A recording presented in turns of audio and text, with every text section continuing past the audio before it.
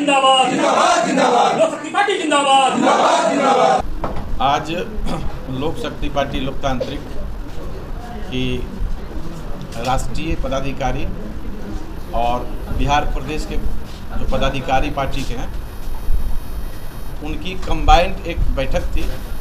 उस बैठक में बिहार विधानसभा चुनाव 2025 को ध्यान में रखते हुए उसकी क्या रणनीति होगी, क्या किस विजन और किस इशूज़ पर हम लोग इस चुनाव को लड़ेंगे, जनता के बीच लेके जाएंगे, और साथ साथ जो भी लोग चुनाव लड़ना चाहते हैं एज ए उम्मीदवार के लिए इच्छुक रहे हैं उन सबों से बातचीत करके आगे की रूपरेखा तैयार करें।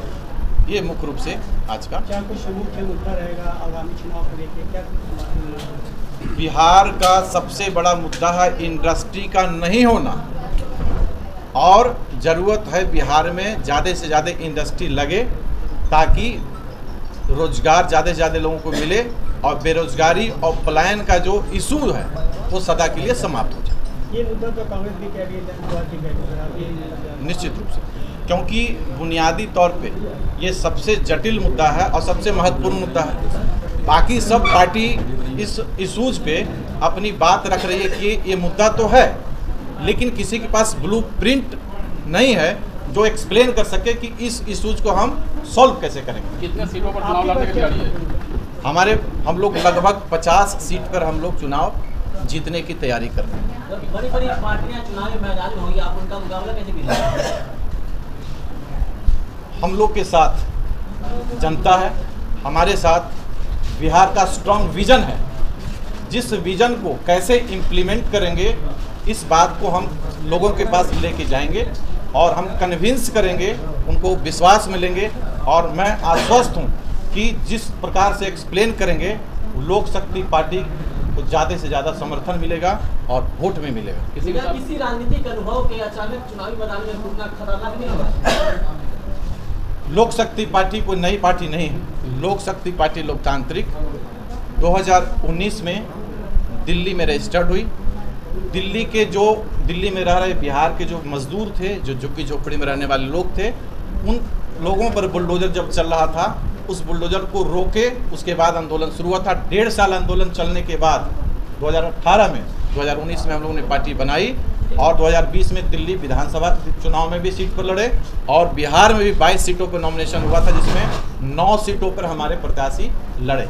इसके अलावे हम लोग SC जेट की मांग और बिहार में बंद पड़े उद्योग और बिहार को विशेष राज्य के दर्जा पर जो राजनीति सिर्फ हो रही थी उसको वास्तविक में एक उस मांग को सॉल्व करने के लिए, उसका समाधान निकालने के लिए 3 मुद्दा पर 2020 और 19 के बीच में हम लोग सत्याग्रह आंदोलन पहले भी किए थे और उसके बाद लगातार जनसंपर्क हमारे पदाधिकारी, हमारे कार्यकर्ता कर रहे हैं। इसलिए हम पुराने नहीं हैं, नए नहीं हैं, हम 5-6 साल से लगातार हम लोग यहाँ पे काम कर रहे हैं। किसी पार्टी के साथ मर्ज होंगे, क्या गठबंधन नहीं करेंगे?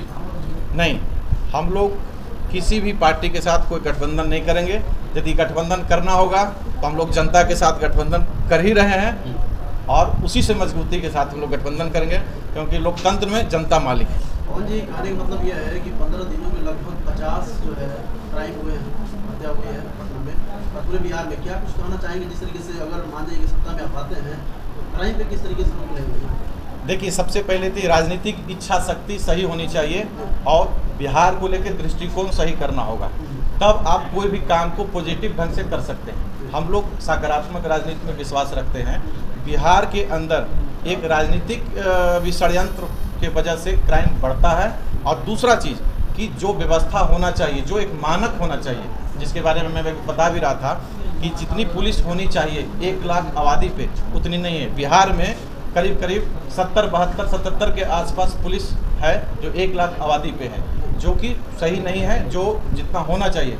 UN का जो मानक है 222 पुलिसकर्मी होना चाहिए 1 लाख पे, और यदि भारत की बात करें तो लगभग 192-90 के आसपास पुलिसकर्मी होने चाहिए। लगभग 1 लाख पुलिसकर्मी की जब बहाली होगी और उसके साथ आर्म्स है, एमुनेशन है, उसको ट्रेनिंग, इंफ्रास्ट्रक्चर, साधन सारा मुहैया कराया जाएगा तो इस क्राइम को कंट्रोल किया जा सकता है। और सबसे साथ इसके साथ साथ जो ज़रूरी है कि हम यदि यहाँ उद्योग लगाते हैं तो बेरोजगारी दूर होगी, लोग क्राइम में नहीं जाएंगे। ये सबसे बड़ा फैक्टर है। तो इन्वेस्टमेंट के लिए हमारे पास ब्लूप्रिंट है, जिसके बारे में एक्सप्लेन हमने किया है कि किस प्रकार से बिहार में 3 करोड़ लोग को जो रोजगार की ज़रूरत है, जिससे कि बेरोजगारी और पलायन दोनों रुक सकता है, इस पर हमने ज़्यादा फोकस किया है।